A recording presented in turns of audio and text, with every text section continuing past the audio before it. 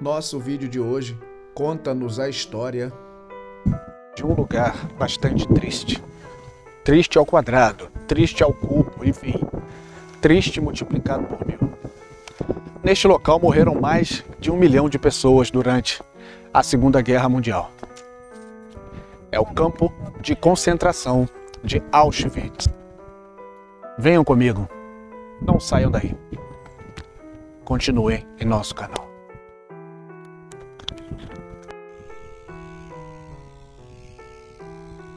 O campo de concentração de Auschwitz foi uma rede de campos de concentração localizados no sul da Polônia, operados pelo Terceiro Reich, colaboracionistas nas áreas polonesas anexadas pela Alemanha nazista, maior símbolo do Holocausto, perpetrado pelo nazismo durante a Segunda Guerra Mundial. A partir de 1940, o governo de Adolf Hitler construiu vários campos de concentração e um campo de extermínio nesta área. A razão direta para sua construção foi o fato de que as prisões em massa de judeus, especialmente os poloneses, por toda a Europa, que ia sendo conquistada pelas tropas nazistas, excediam em grande número a capacidade das prisões convencionais até então existentes. Ele foi o maior campo de concentração dos nazistas, consistindo de Auschwitz I, Auschwitz II e Auschwitz III. Auschwitz I era chamado de Stammlager, campo principal e centro administrativo do complexo. Auschwitz II, ou Birkenau, era o campo de extermínio. E Auschwitz III, Monowitz e mais 45 campos satélites. E nós estamos agora entrando nas instalações destes campos de concentração. Local de muita tristeza, de muito sofrimento. Vamos conhecer o local no qual ocorreu o maior genocídio do qual já se tem notícia, que foi o assassinato em massa de judeus, testemunhas de Jeová, ciganos. Auschwitz hoje funciona como um museu, aberto a visitações por uma quantia pré-estabelecida e em dias específicos. Vamos conhecer um pouco destas instalações, destes locais, nos quais as mais desumanas experiências, os mais terríveis atos foram cometidos com pessoas que simplesmente tinham diferenças étnicas ou religiosas. Nós vamos começar esta nossa visita pelo campo Auschwitz I, que é considerado o campo original, que servia como centro administrativo de todo o complexo. A área, que abrigava 16 edifícios de um só andar, anteriormente havia servido de alojamento para a artilharia do exército. Erich von den Bach-Zelewski, líder da polícia da Silésia, procurava um local para a construção de um novo campo, visto que os existentes estavam no limite de sua capacidade. Richard Glicks, chefe da inspetoria dos campos de concentração, enviou o ex-chefe do campo de Sachsenhausen, Walter Einsfeld, para inspecionar a área. Ela foi aprovada. Himmler deu as ordens de construção. Rudolf Höss supervisionou as obras e se tornou seu primeiro comandante, com Josef Kramer como seu subcomandante. Os residentes no local foram despejados, incluindo 1.200 pessoas que viviam em barracas ao redor dos quartéis, e foi criada toda uma área vazia de 40 quilômetros, que os alemães chamavam de área de interesse no campo. 300 judeus residentes em Oswiecim, ou Auschwitz, foram requisitados e trazidos para trabalharem nas fundações. Entre 1940 e 1941, 17.000 poloneses e judeus residentes nos distritos ocidentais da cidade, adjacentes ao campo, foram despejados de suas habitações. Também foram ordenadas expulsões nas vilas de Broskovice, Babice, Brzezinska, Rajsko, Plavi, Harmete, Bor e Bud. A expulsão de civis poloneses cristãos era um passo na direção de estabelecer uma zona de exclusão ao redor dos campos, que serviria para isolá-los do mundo exterior e levar adiante o objetivo destinado a eles pela SS. Alemães e alemães étnicos nascidos fora do país ocuparam algumas das residências deixadas vazias pelos judeus, transportados para os guetos. Os primeiros prisioneiros, no caso 30 criminosos alemães trazidos de Sachsenhausen, chegaram em maio de 1940 e foram trazidos com a intenção de destiná-los a atuar como funcionários dentro do sistema prisional. O primeiro transporte de prisioneiros poloneses para o campo, 728 deles, incluindo 20 judeus, chegou em 14 de junho, vindo da prisão de Tarnów, no sudeste da Polônia. Eles foram internados no antigo edifício da Polish Tobacco Monopoly, vizinho à área até que o campo estivesse pronto. A população foi crescendo rapidamente, à medida que o complexo recebia dissidentes, intelectuais e membros da resistência polonesa presos. Em março de 1941, ele tinha 10.900 prisioneiros, a maioria dos quais poloneses.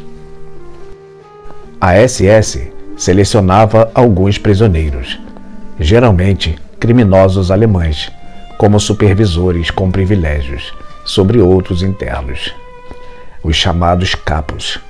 Apesar de envolvidos em várias atrocidades em Auschwitz, apenas 2 deles foram julgados no pós-guerra por seus comportamentos individuais, a maioria sendo considerada como não tendo outra escolha senão agir como agiram. As categorias de prisioneiros eram distinguidas por marcas especiais em suas roupas: verde para os criminosos comuns, vermelha para os presos políticos e amarela para os judeus. Judeus e prisioneiros soviéticos eram geralmente os tratados de pior maneira. Todos os prisioneiros tinham que trabalhar nas fábricas de armas associadas ao complexo, à exceção dos domingos, reservado para limpeza e banho. As duras condições do trabalho, combinadas à pouca alimentação e falta de higiene, levaram a um crescimento considerável da taxa de mortalidade entre os presos. Dos primeiros 10.000 prisioneiros de guerra soviéticos internados, apenas algumas centenas deles sobreviveram aos 5 primeiros meses. O Bloco 11 de Auschwitz I era considerado a prisão dentro da prisão, onde aqueles que quebravam as regras, tentavam escapar ou eram suspeitos de sabotagem eram punidos. Alguns prisioneiros eram obrigados a passar noites seguidas nas celas verticais, pequenas celas de 1,5 metro, onde 4 deles eram colocados ao mesmo tempo, não tendo outra alternativa, senão passarem a noite toda em pé, saindo no dia seguinte novamente para os trabalhos forçados nas fábricas. No porão do bloco ficavam as celas da fome, onde os aprisionados ali ficavam sem receber comida ou água até que morressem. Lá também ficavam as celas escuras, que tinham apenas um pequeno espaço na parede para respirar e portas sólidas. Os prisioneiros colocados nestas celas permanentemente na escuridão iam gradualmente sufocando à medida que o oxigênio ia rareando dentro delas. Às vezes, os guardas da SS acendiam velas para fazer o oxigênio acabar mais depressa. Muitos dos que estavam ali aprisionados eram suspensos, com as mãos amarradas para trás por horas ou mesmo dias, o que fazia com que, ao passar do tempo, suas clavículas fossem deslocadas. Em 3 de setembro de 1941, o subcomandante da SS, Karl Fritsch, fez uma primeira experiência bem-sucedida com 600 prisioneiros de guerra soviéticos e 150 poloneses, trancando-os dentro de um dos porões do Bloco 11 e gaseificando-os com Zyklon B, um pesticida altamente letal à base de cianureto.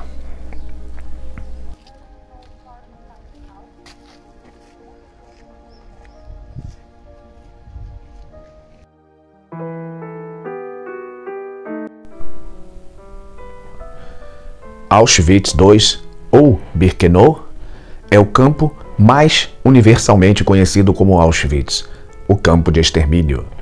Ali foram aprisionados milhões de judeus e ali também foram executados mais de 1 milhão de judeus.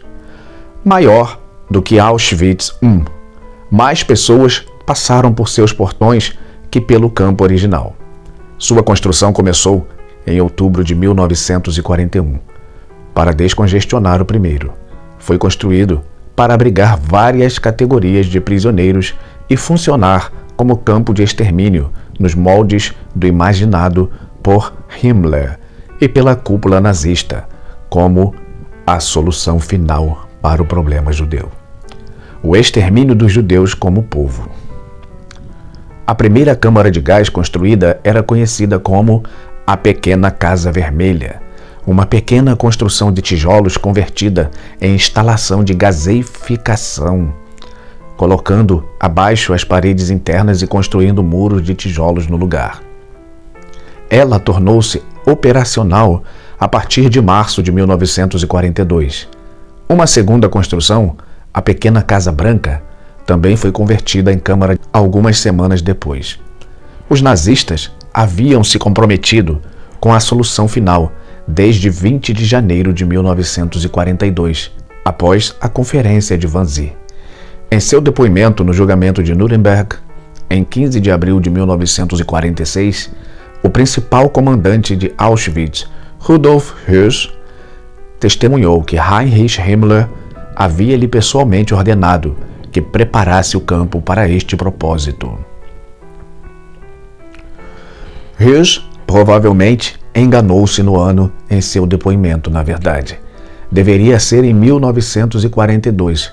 Himmler visitou Höss em 1941, mas não há evidências de que a solução final já tivesse sido planejada nesta época.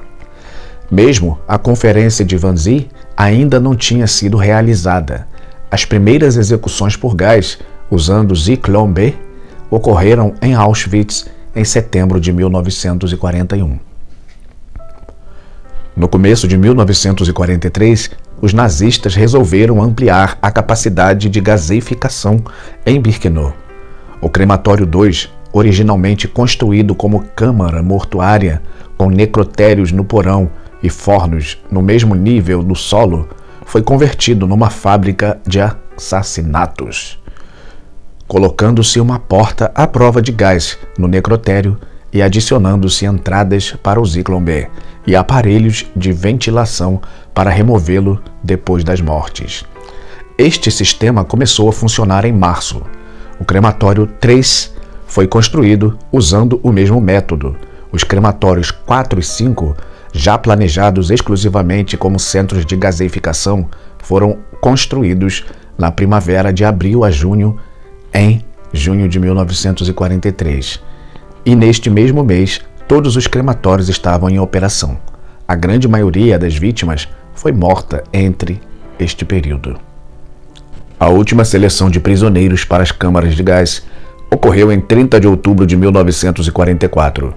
No mês seguinte, Heinrich Himmler ordenou que os crematórios fossem destruídos antes que o Exército Vermelho chegasse aos campos. A maioria dos prisioneiros que trabalhava nas câmaras e nos crematórios foi executada entre setembro e novembro para que não restassem testemunhas. Mais de 400 deles morreram durante uma insurreição em outubro.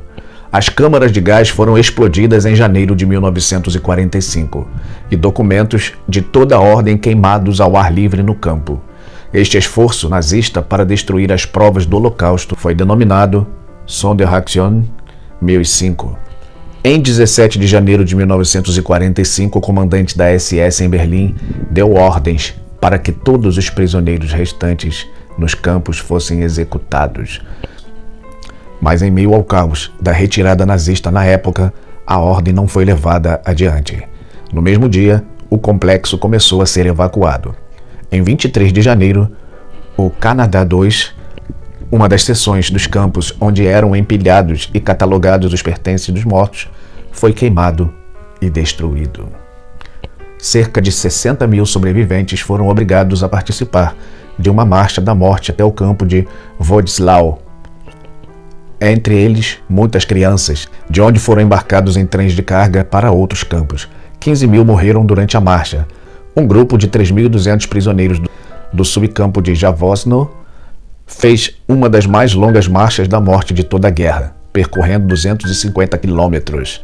Cerca de 20 mil dos prisioneiros foram levados para o campo de concentração de Bergen-Belsen, onde foram libertados pelos britânicos em abril de 1945.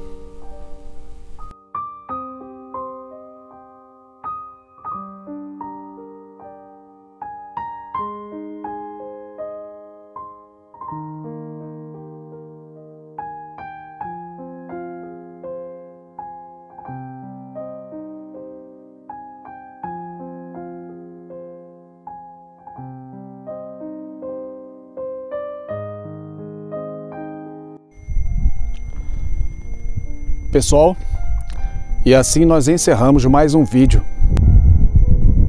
no nosso canal,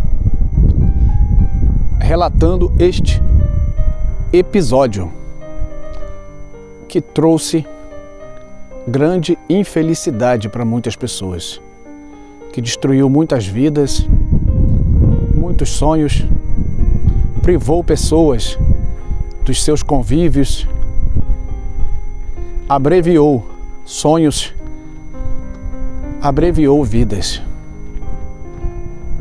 Não posso perguntar ou sequer dizer, espero que vocês tenham gostado, porque ninguém gostaria que um episódio desse tivesse acontecido. Eu não gostaria de estar aqui fazendo esse vídeo, porque eu não gostaria que este episódio tivesse acontecido. Hoje em dia nós temos vários memoriais para que situações como estas não voltem a acontecer, para que as pessoas se conscientizem que qualquer extremismo, qualquer atitude e qualquer sentimento que possa gerar divisões étnicas, religiosas, enfim, em qualquer esfera, pode gerar acontecimentos como estes. Assim eu me despeço. Não vou pedir likes, não vou pedir curtidas, não vou pedir nada. Apenas que todos reflitam sobre tudo aquilo que aconteceu neste lugar.